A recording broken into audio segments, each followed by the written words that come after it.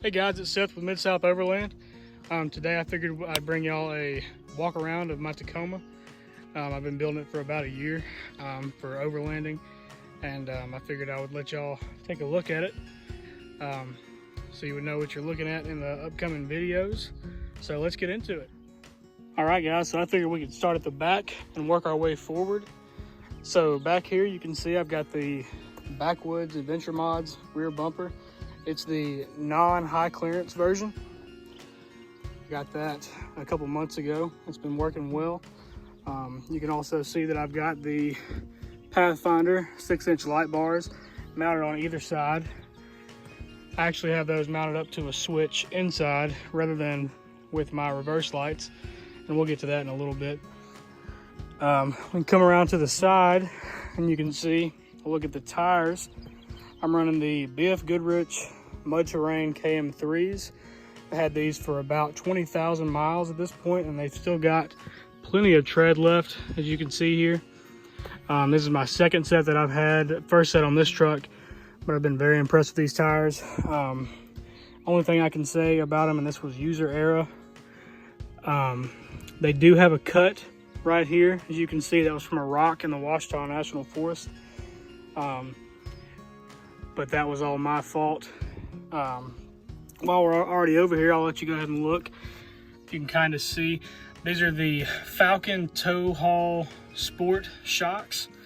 They've got 3 settings on them right now. I've got them in the sport setting. You can flip them over into the haul setting, and you can also go all the way over to 3. That just adjusts your dampening for when you have stuff in the bed, and then when you're unloaded, you run it in the first position.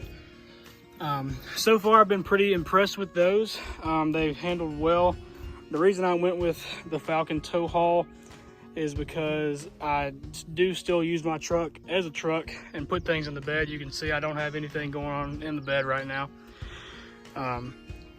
But they've worked very well and served their purpose. I've used the tow haul function on them multiple times, and they have not let me down. They also came with extended bump stops, which I will try to show you right there. You can see them. You can see they're a little worn on top. They have been bumped a few times when I've had a trailer behind me, but not very often. Also, I'll go ahead and show you while we're back here. We've got the old Man Emu. You can see the logo right here. Medium duty leaf springs in the rear. I upgraded to those mostly just to get rid of the block spacer that I had in the rear. I just wanted a regular leaf spring instead of having the block to help with the lift in the rear, and those have been working out pretty well for me so far. Also, we'll go ahead and move towards the front. You can see I've got some rock sliders. These are the CBI rock sliders with the kick out on them. I have used them for about a year now. They've held up very well in the Ozarks and in the Ouachitas and the Mark Twain National Forest as well.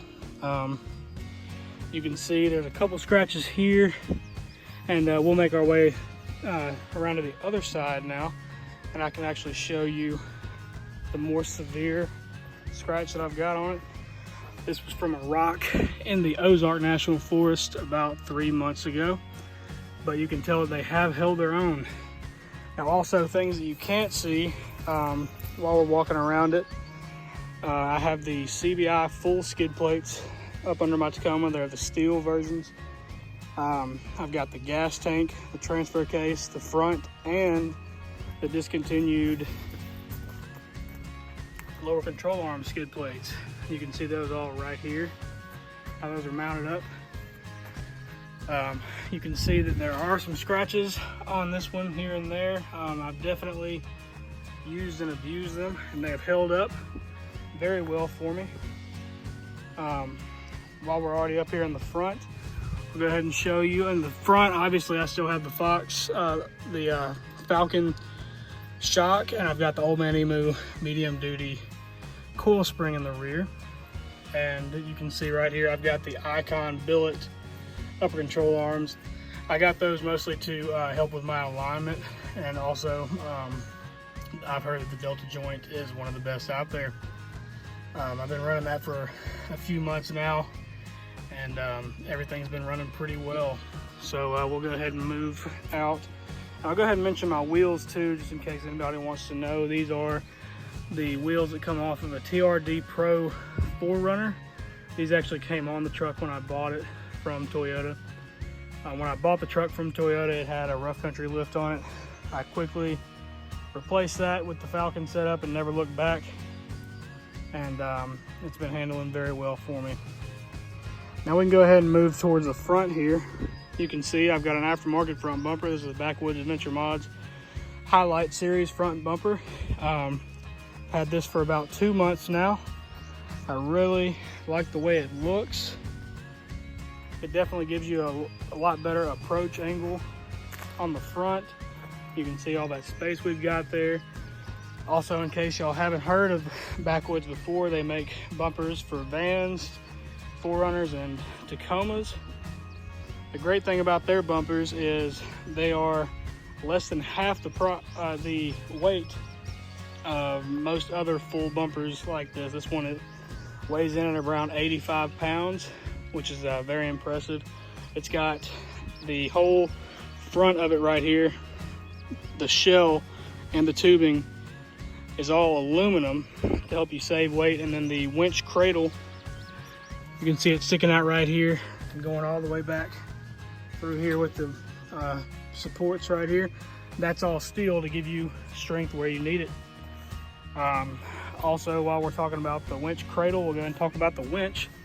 So I've actually got the Rough Country 9500S Pro Series winch. Got that as soon as I got the bumper.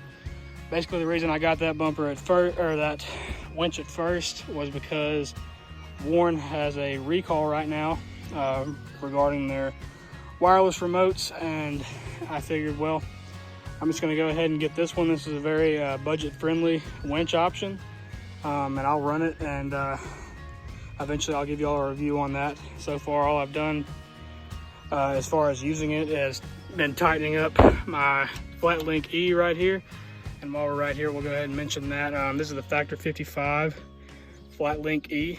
I got that because the safety factor is much higher than if you were to use a regular hook.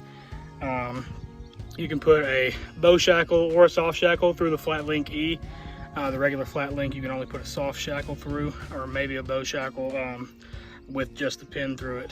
But this one is designed to where you can put the whole bow shackle itself through there, and that's why I went with that. And we'll go ahead and move on to the lights on the front. Keeping with the Backwoods and Pathfinder that we have already talked about, these are the Pathfinder Amber fog lights. I went with the Amber because in dusty and foggy conditions, Amber actually allows you to see better than white light. And then I also have up here, you can probably have already seen them, the Pathfinder Prowler 9-inch lights here. These are very bright. They work very well. I've been very impressed with them, especially for the price point. Right now, you can also see that the lens curves around on the side here, and you can see that there's actually LEDs on the side, and they actually point out to the side of the truck, acting almost like a ditch light, which is really nice, especially at night going through the tight trails and everything like we do. While we're talking about the lights, we'll go ahead and move inside, and I'll just kind of show y'all. There's not a whole lot going on inside, but we can go ahead and take a little look. It is dirty in here. This truck hardly ever gets clean because I go out so often. But anyways, I have switches here from Cali Raised LED.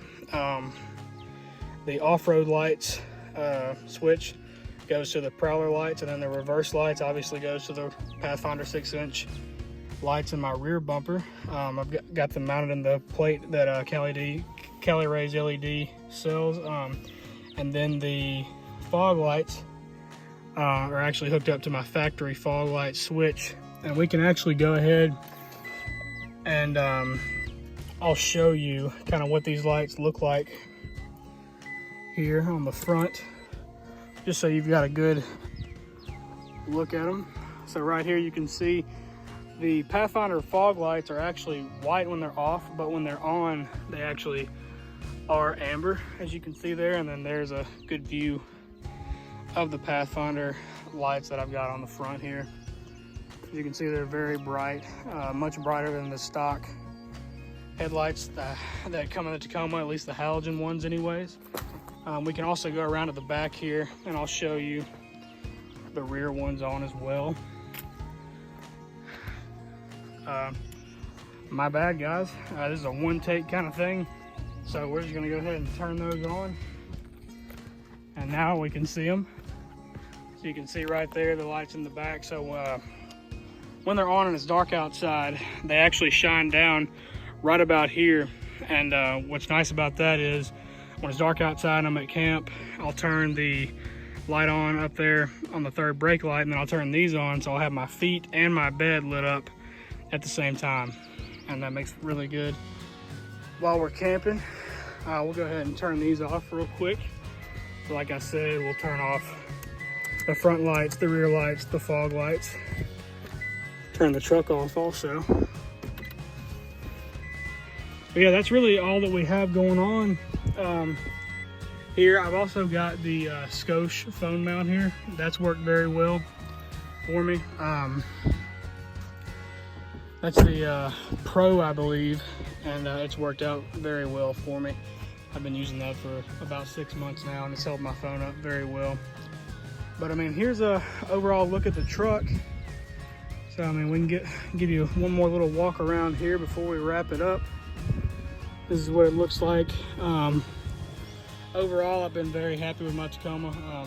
It's never let me down. I've taken it on many trails. I try to take a trip at least once a month, and it's done it every time without complaint.